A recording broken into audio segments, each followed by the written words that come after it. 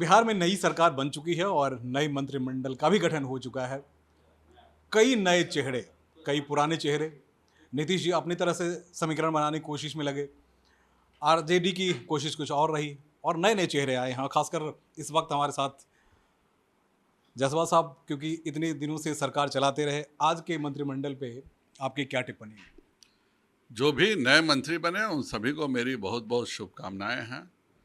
बिहार की जनता के एक तबके ने उन पर भी भरोसा किया था और 75 सीटें जिताने का काम किया था। तो उन्होंने जो जनता को 2020 के घोषणा पत्र में वादे किए थे वह उनको जरूर पूरा करना चाहिए।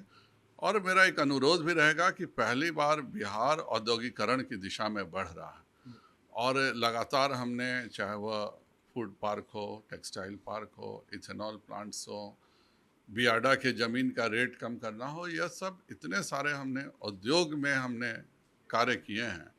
उन सब कार्यों को ज़रूर वह चलाते रहें, क्योंकि वही एक तरीका है जिससे बिहार में रोजगार लगातार मिल सकते हैं और बिहार से पलायन रुक सकता है। और यह पहली बार था कि किसी सरकार ने एक ईमानदार प्रयास उद्योगों की दिशा में किया था। पहली बार दिल्ली से लेके सूरत, लुधियाना, सभी जगह इन्वेस्टर समिट्स हुए थे।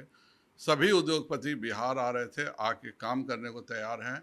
तो यह प्रक्रिया किसी खास लोगों के कारण डिस्टर्ब नहीं हो, इतने की तो उम्मीद मैं ज़रूर करता हूँ। सर, मसला ये है कि उनके एजेंडे में शामिल हो तब तो, क्योंकि सालों से नौकरियां तो वैसे ही पड़ी हुई है। लाखों टीचर्स की वैकेंसी वैसे ही पड़ी रही। अभी जो मंत्रिमंडल में नए नए चेहरे आए हैं, कई दागी चेहरे की बात हुई, जातीय समीकरण की बात हो रही है, तो उसको कैसे देख रहे एक तो मेरा मेडिकल कॉलेज का एक्सपीरियंस पता है। हैं जी? तो जब मैं मेडिकल कॉलेज में था तो अभी जो एक माननीय मंत्री बने हैं वही तय करते थे कि गया में टॉपर कौन होगा। पढ़ने से कोई टॉपर नहीं बनता था गया में। मगध यूनिवर्सिटी का टॉपर वही होता था। जो अभी फिर से मंत्री बने हैं वो जिसके ऊपर हाथ रख देते थे वही होता था। उस समय जो हमारे बहनों के साथ दुर्व्यवहार होता था गया में और अगल बगल के स्थानों में, वह जग जाहिर है। इस तरह की बातें नहीं हो जी।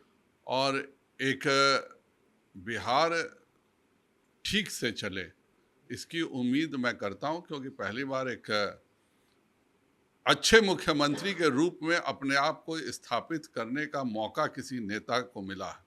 एक ही नीतीश जी के व्यक्ति बारे के में पास सर कह रहे हैं नहीं, आप? बिल्कुल नहीं। नहीं, अच्छा। नीतीश जी तो अब एक सिंबल के रूप में है। अच्छा। लेकिन तेजस्वी जी को ही गांव उन्हीं के पास है, शहर उन्हीं के पास है, सड़क उन्हीं के पास है, स्वास्थ्य उन्हीं के पास है। तो एक तरह से डिफैक्टो मुख्यमंत्री इस बिहार के वही है। कोई भी विकास है वह गांव, शहर, सड़क और स्वास्थ्य, इन्हीं चार चीज़ों पर निर्भर करता है और चारों के मंत्री वह बने हैं। तो एक तरह से वह अगले 1.5-2 सालों में कुछ इन क्षेत्रों में सुधार करेंगे। लेकिन सर, एक सवाल मेरा वही होगा कि पिछले बार भी इनके स्वास्थ्य और तमाम सारी चीज़ें, जितने से हेड सेक्रेटरी हुआ करते थे, सिर्फ फाइल साइन करा के जाते थे, उसके बाद बहुत कुछ होता नहीं था। नहीं, तो ये पहले क्या? तो जी। दूसरे स्वास्थ्य के मंत्री मंत्री होते होते थे। थे। जी। इस बार पर्यावरण का मिला हुआ है। मैं उम्मीद करता हूँ COP27 में, मैं हर साल जाता हूँ शर्म शेख में, तो इस बार एक और भागीदारी जरूर बढ़नी चाहिए COP27 में बिहार के तरफ से भी। जी। हम उन पर्यावरण मंत्री जी को भी इनवाइट वहाँ करते हैं और साथ में ये उम्मीद रखते हैं कि इस सरकार में एक दिक्कत जरूर है। अति पिछड़ा समाज जो एक बहुत बड़ा तबका है, 2020 में जब शपथ ग्रहण हुआ था तो 6 मंत्री थे, आज 3 हो गए हैं। ये एक सामने कमी दिख रही है। ब्राह्मणों के बाकी साथ तो भी यही कहा जा रहा है कि ब्राह्मण और मिथिलांचल फिर गायब, फिर वह अवसर। तो जी। वह तो उनके लिए अब कुछ है ही कोई नहीं होता ही एजेंडा। नहीं है एजेंडा। उनका जो एजेंडा ये सब नहीं होता है। पर देखते हैं क्या होगा। तो जासवाल साहब को आपने सुना कि मंत्रिमंडल बनने पे बधाई दी, लेकिन एक बात उन्होंने गाहे बगाए कि जो अभी तक इंडस्ट्रियलाइजेशन की प्रक्रिया चल रही है, शायद वो आगे बढ़े। लेकिन जिस तरह का मंत्रिमंडल विस्तार हुआ है, उसको लेकर बीजेपी कहीं न कहीं कड़े रुख अपनाने को तैयार है और जितने नेता हैं वो यही जानते हैं कि मंत्रिमंडल में बहुत कुछ खास नहीं होगा। आने वाले दिनों में वहाँ फिर गुंडागर्दी ही निकल के सामने आएगी। दिल्ली से कैमरामैन राहुल देव के साथ मैं सुमन कुमार, टीवी9 भारतवर्ष डिजिटल के लिए।